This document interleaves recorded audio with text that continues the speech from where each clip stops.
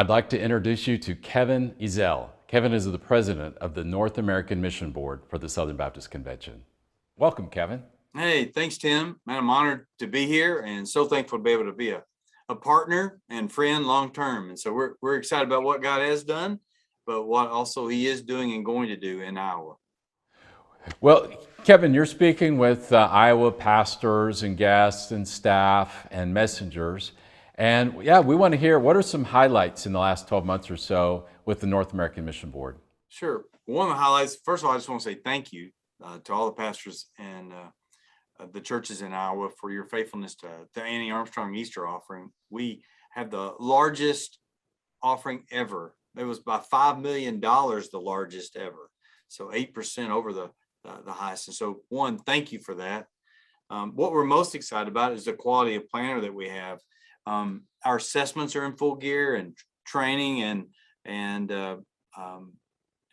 we could not be more thrilled with the high quality planners that we have. And that's why the longevity or the survivability is well over 80%, toward 85%. And that's the thing we're most excited. I could go city by city. I just got back from Pittsburgh yesterday, and man, we have some just incredible planners. And we're in that time now where we have planners who've been on the ground for 3 or 4 or 5 years, and they're starting to plant their second church, or send a church out of their church to plant. And that's the thing that we're most excited. You can go to any city in North America now, and we have at least 5 to 8 really sharp planners. And you couldn't say that years ago. And some of our cities, we had none. And so we're real thankful for where we are.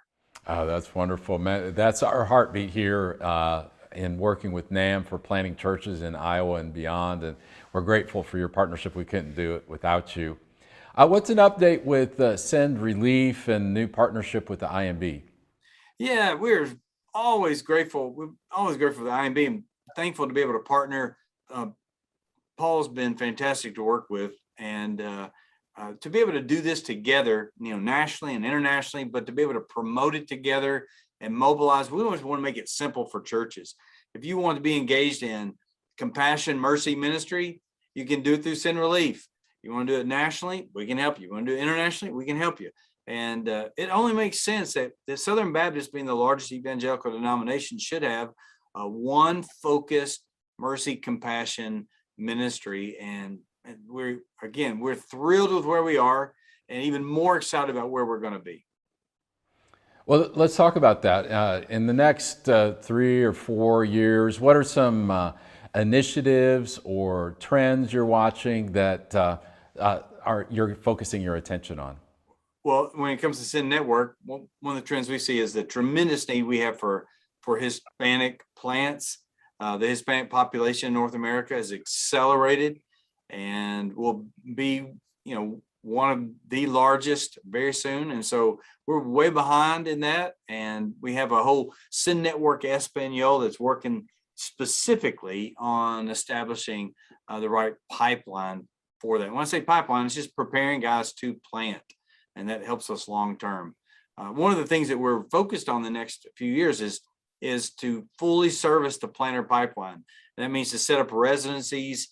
And of course, you guys are familiar with how you've done it through SALT and other venues there in Iowa, where you train up them in order to send them. And that's exactly what our focus is for the next few years. Is we've got to build up that planter pipeline, because the fact is, Tim, Southern Baptist have been very gracious with their resources.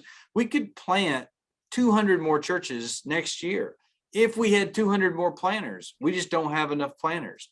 And we feel like that planter pipeline is the thing we need to focus on to make sure we have the right planners to plant in the right places. Let me shift gears a little bit, and looking beyond NAMB to the greater SBC world. What are some things that you're giving attention to, and some challenges and some highlights that you see in the SBC these days? Sure. Listen, I've never been more thankful to be a Southern Baptist. And if you weren't on social media, where you hear some of the just the badgering constantly, you look at where we're just celebrating CP being over budget this year. We're very grateful for that. Annie is the largest ever.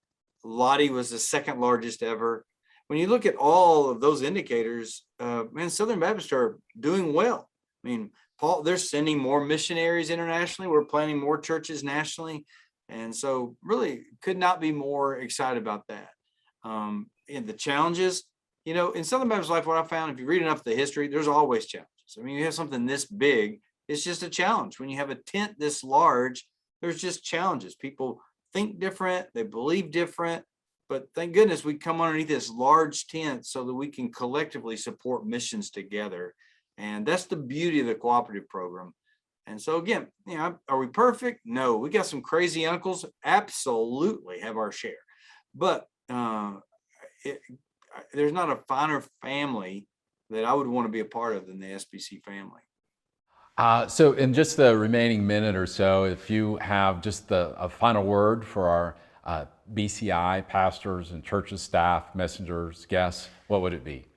My biggest fear right now is self-care, pastor wellness, because of all the challenges that we've gone through with the pandemic and the demands to mask, not mask, to vax, or not vax. And I would just encourage you, it's a great time to invest in other pastors, but also to make sure to guard your step. And I've just this week, pastors who've fallen morally, unethical decisions and being let go or treated poorly. And it's just a time to look out for one another. I would just encourage you, take care of yourself and look for guys that you can invest in. I promise you, there are guys that desire those friendships.